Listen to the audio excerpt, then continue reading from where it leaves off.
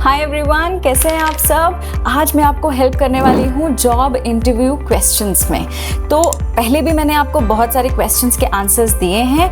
इस वीडियो में भी मैं आपको एक बहुत ही इम्पॉर्टेंट क्वेश्चन के बारे में आंसर दूंगी, कैसे आप उस क्वेश्चन को आंसर कर सकते हैं, इंटरव्यूअर क्यों आपसे वो क्वेश्चन पूछ रहा है एंड कैसे आप अपनी कम्युनिकेशन स्किल्स का यूज़ करके इस क्वेश्चन का आंसर करके इंटरव्यूअर को इम्प्रेस कर सकते हैं। तो अगर अभी तक आपने मेरे चैनल को सब्सक्राइब नहीं किया है तो अभी इसी वक्त करिए and click the bell icon as well so that you will know when my next video is out.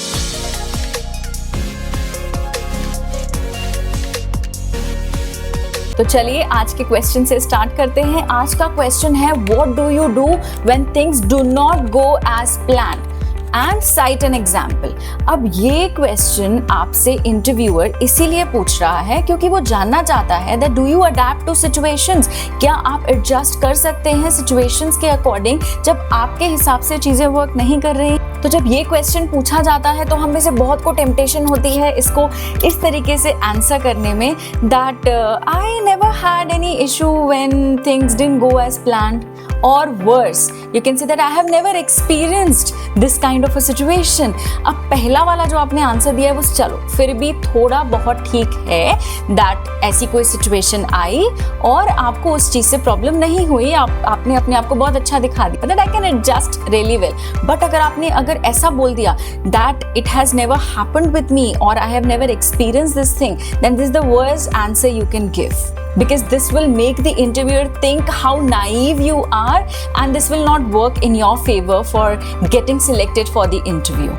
अब ये जानते हैं कि इंटरव्यूअर क्या सुनना चाहता है। Again I am going to repeat, know your audience. अगर आपको पता हो आपकी ऑडियंस आपसे क्या सुनना चाहती है तो फिर आपके लिए जॉब बहुत इजी हो जाएगी। तो let's understand what does the interviewer wants to hear. तो एम्प्लॉयर्स जो होते हैं वो चाहते हैं कि हमारे लोग अडेप्टेबल हो, फ्लेक्सिबल हो। जब भी कोई ऐसी सिचुएशन आए जिसमें कुछ स्ट्रेसफुल कुछ आ गया है, कोई ऐसी सिचुएशन आ गई है जो आपके अकॉर्डिंग वर्क नहीं कर रही है और फिर भी आप कूल माइंड से उस चीज़ का सोल्यूशन पे जाके उस चीज़ को फाइंड आउट करके आप फिर भी अच्छे से उस जॉब को परफॉर्म करते हैं, ये चीज़ इंटरव्यूअर जानना चाहता है इस क्वेश्चन के through. Employer wants to know that you can quickly and positively react to the situation which are not in your favor or any kind of situation which calls for unexpected demands.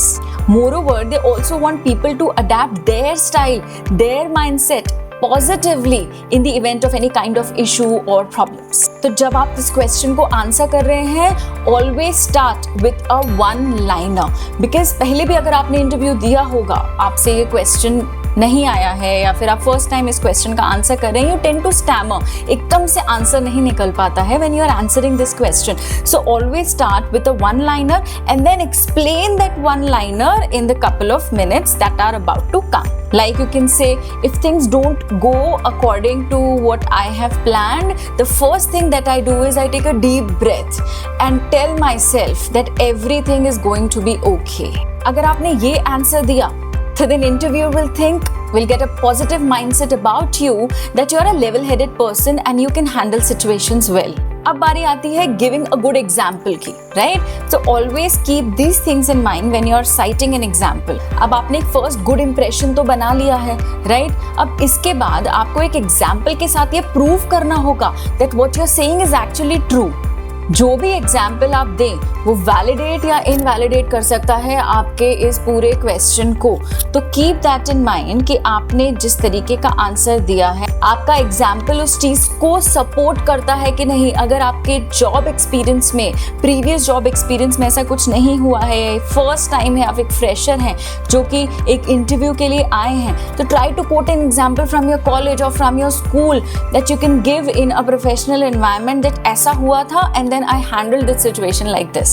So to summarize, start with a single sentence and then go on and explain how you have managed that situation।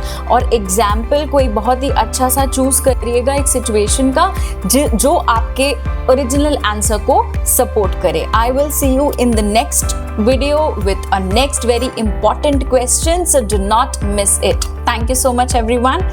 Bye।